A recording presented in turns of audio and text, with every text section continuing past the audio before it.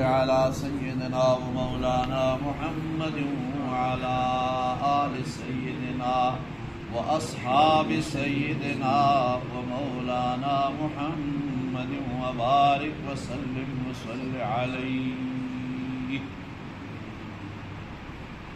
اس عالم رنگ و بو میں اللہ تبارک و تعالی نے انسان کو اشرف المخلوقات بنایا، اور اس کو اللہ نے بڑی عزت عطا فرمائی، اور اس عزت کی سب سے جو بڑی وجہ ہے وہ ہے علم۔ اللہ نے اس کو علم عطا کیا، عقل دیا، علم دیا، اور بھی بہت چیزیں ہیں تکریم کی اور فضیلت کی۔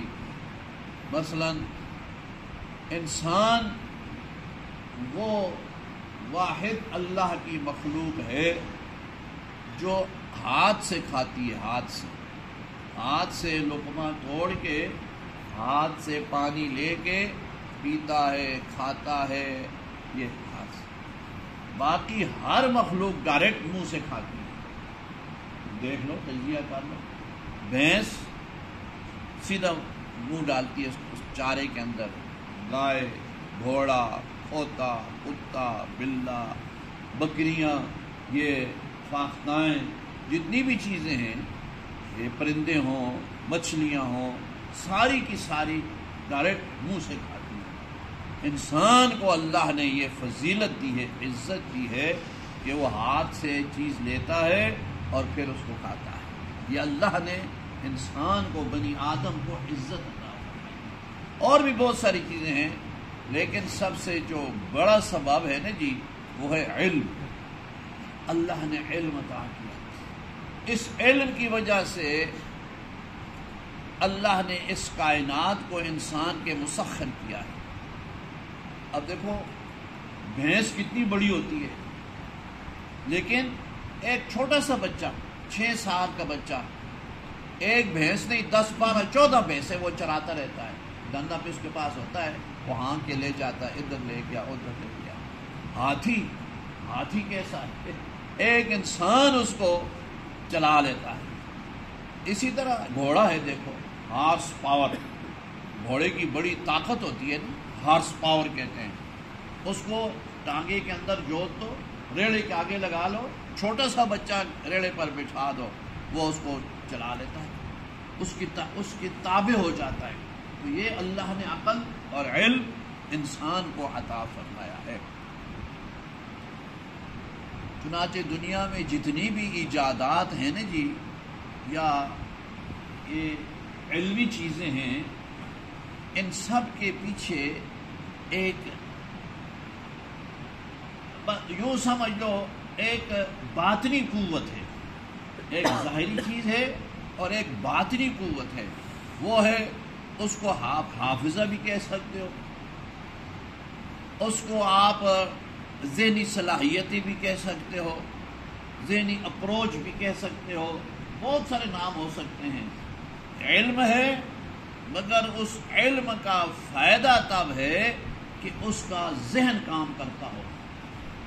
اگر ذہن کام نہیں کرتا، ایک آدمی کے پاس بہت علم ہے لیکن احمقانہ باتیں کرتا ہے، بے وقوفوں والی باتیں کرتا ہے، الٹی سیدھی باتیں کرتا ہے، علم بہت ہے، منہ سے بک بکا کرتا ہے اور ایسی اول فول بنتا ہے۔ علم تو ہے، معلومات ہیں، لیکن ان کو کہاں استعمال کرنا ہے، کس طرح کرنا ہے، یہ سینس اس کو نہیں، یہ دماغ کی صلاحیت اس کے پاس نہیں۔ جیسا وہ بات سے بات آ ہی جاتی ہے، وہ ہماری جو پنجاب کی وہ ہے فردوس عاشق، آگے کیا ہے بھائی، لوگ کیا کہتے ہیں، حیوان، فردوس عاشق حیوان، یا امان، ہاں امان، پنجابی گال نہیں پتہ لگتی نا، فردوس عاشق ہے نہیں بھائی، امان، ہاں۔ تو پھر وہ اس نے دیکھو کیا کیا، اس نے سر عام اس عورت ہو کر کے اس نے ایک آدمی کو تھپڑ جڑ دیا سارے لوگوں کے سامنے، اور بھی جو منہ میں اس کے آتا ہے وہ کہتی رہتی ہے۔ اور خصوصاً وہ جو حادثہ ہوا، کتنا بڑا حادثہ ہوا، کتنے لوگ بیچارے شہید ہو گئے، اللہ شہداء کے درجات بلند فرمائے، ان کے پسماندگان کو اللہ صبر نصیب فرمائے۔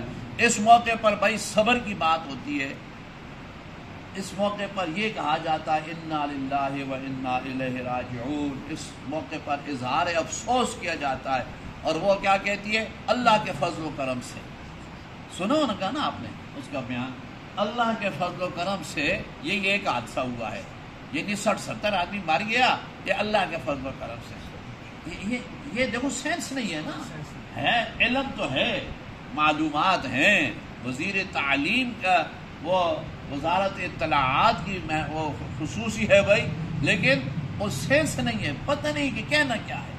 تو یہ یاد رکھو، علم، معلومات، تعلیمات، لیکن ان کے پیچھے ایک خصوصی چیز ہوتی ہے جو باطنی چیز ہے، وہ ظاہری نہیں ہے، کتابیں وغیرہ نہیں ہیں، باطنی چیز ہے۔ وہ کیا ہے؟ وہ اس علم کی صلاحیتوں کو سمجھنا، ان کو کہاں استعمال کرنا ہے، ذہن کی اپروچ سمجھ لو، یا جو لفظ بھی آپ کہہ دو۔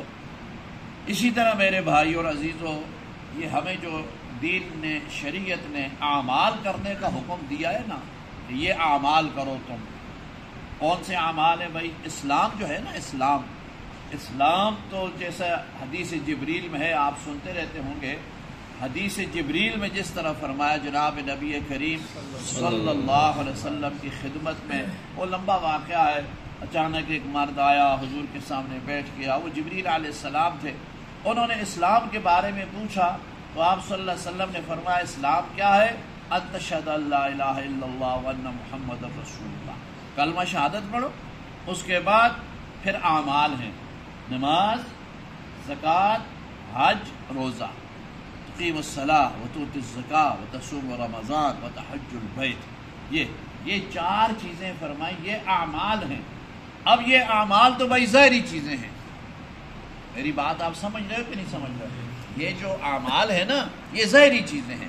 اب ہم نماز پڑھتے ہیں، ہم ظاہر میں پڑھتے ہیں کہ نہیں پڑھتے بھائی؟ ایسے دیکھو کو بیٹھے بیٹھے آدمی ایسے سوچتا رہے، بیٹھے بیٹھے 4 رکعت نماز پڑھ رہا ہے، اللہ تعالیٰ نے اللہ اکبر سبحان اللہ الحمد للہ اللہ اکبر اللہ اکبر سمع اللہ لمن حمدہ السلام علیکم، نماز ہو گئی۔ ایسے ہوتا ہے بھائی؟ ایسے نماز نہیں، ہاتھوں کو کھڑا کرنا ہے، اللہ اکبر، ہاتھ باندھنے، رکوع میں جانا ہے، سجدے میں جانا ہے، اتحیات پہ بیٹھنا ہے، تشہد بیٹھنا ہے، پھر سلام۔ یہ ہمارا سارا بدن جو ہے نا، ہمارے اعضاء، یہ ظاہری طور پر یہ عمل کرتے ہیں۔ اسی طرح حج میں ہے بھائی، احرام باندھو، سلے ہوئے کپڑے اتار دو، احرام باندھو، صفا مروہ کی سعی کرو، عرفات میں جاؤ، دوڑو، یہ کرو، وہ کرو، ہلا گلا، یہ سارا کچھ یہ ظاہری اعمال ہوتے ہیں۔ لیکن یہ اعمال عند اللہ قبول کب ہوں گے؟ والعمل الصالح یرفعہ، نیک اعمال اللہ کے ہاں کب قبول ہوں گے، اوپر کب جائیں گے بھائی؟ جب اخلاص ہوگا، اخلاص، انما الاعمال بالنیات، جب اخلاص ہوگا، اور اخلاص تزکیہ سے پیدا ہوتا ہے، اور تزکیہ ذکر اللہ سے ہوتا ہے۔ یاد، ذکر اللہ کے بغیر یہ چیزیں نہیں ہیں۔ اللہ کا ذکر ہوگا، اخلاص کی دولت نصیب ہوگی، اخلاص ہوگا، نیت صحیح ہو جائے گی، تزکیہ ہو جائے گا نا، پھر اس کا دل پاک ہو جائے گا، دل اس کا پاک ہو جائے گا۔ جب دل پاک ہو گیا نا جی، پھر اعمال عند اللہ قبول ہو جاتے ہیں۔ اس لیے ایک جگہ ارشاد فرمایا وَلَا تَكْتُمُوا الشَّهَادَةَ، سچی گواہی نہ چھپانا، لا تکتموا الشہادہ، قرآن کا حکم ہے، سچی گواہی چھپانا نہیں۔ وَمَن يَكْتُمْهَا فَإِنَّهُ آثِمٌ قَلْبُهُ، فرمایا جس نے سچی گواہی کو چھپایا اس کا دل گناہ گار ہو گیا، دل گناہ، آثِمٌ قَلْبُهُ، اس کا دل گناہ گار ہو گیا۔ تو دل گناہ گار ہو گیا، سب کچھ برباد ہو گیا۔ دل پاک ہو گیا، بیڑا پار ہو گیا۔ اور دل کب پاک ہوتا ہے بھائی؟ جب اللہ کا ذکر ہوتا ہے۔ یاد، اللہ کے ذکر کے بغیر تزکیہ ہو ہی نہیں سکتا۔ یاد رکھو اگر اللہ کے ذکر کے بغیر تزکیہ ہوتا تو آپ صلی اللہ علیہ وسلم 13 سال مکہ مکرمہ میں فقط لا الہ الا اللہ نہ پڑھاتے. حضور نے مکہ مکرمہ میں 13 سال اعلان نبوت کے ساتھ مکے والوں کو کیا پڑھایا؟ یا ایھا الناس قولوا لا الہ الا اللہ تفلحوا. اے لوگو لا الہ الا اللہ پڑھ لو تم کامیاب ہو جاؤ.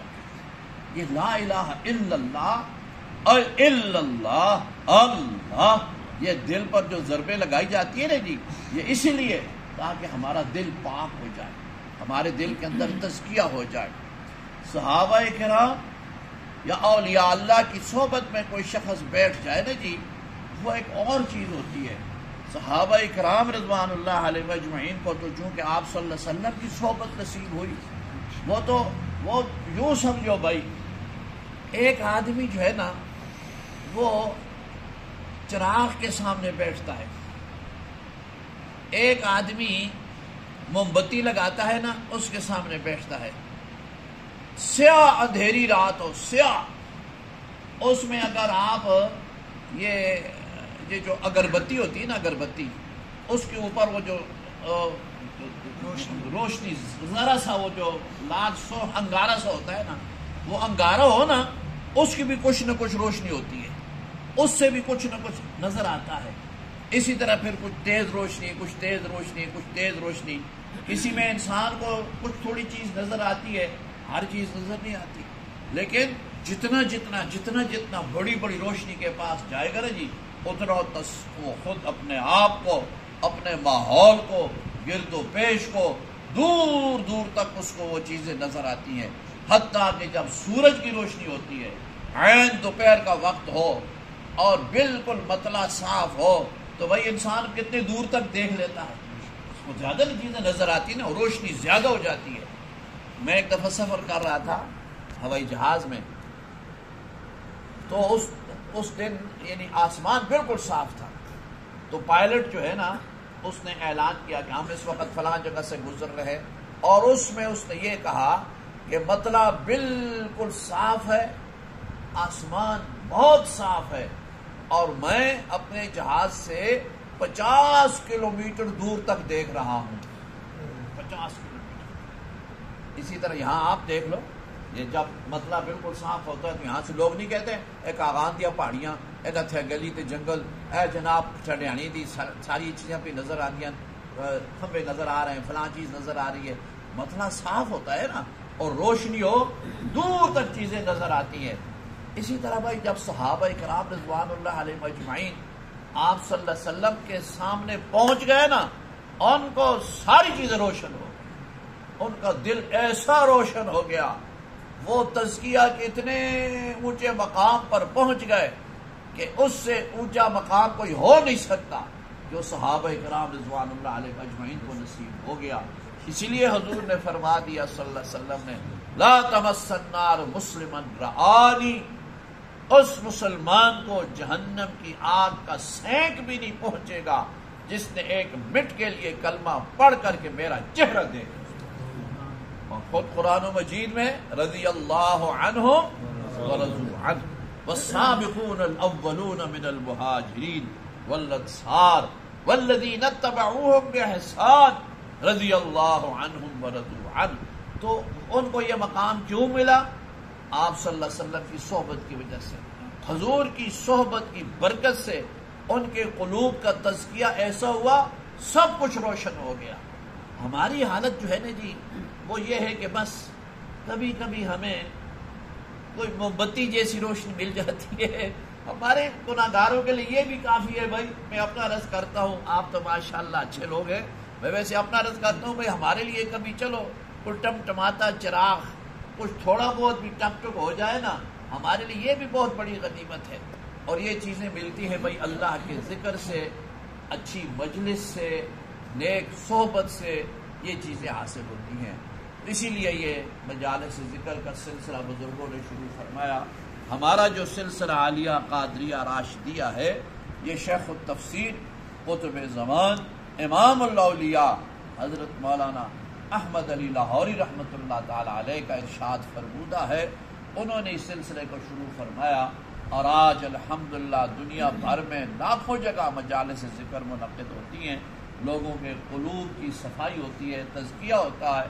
آپ حضرات بھی خوش قسمت ہو، تشریف لے آتے ہو، آپ کی وجہ سے میں گناہ گار بھی اپنے کو خوش قسمت سمجھتا ہوں کہ ہمیں بھی اللہ تعالیٰ مل بیٹھ کر کے ذکر کرنے کی توفیق عطا فرما دیتے ہیں۔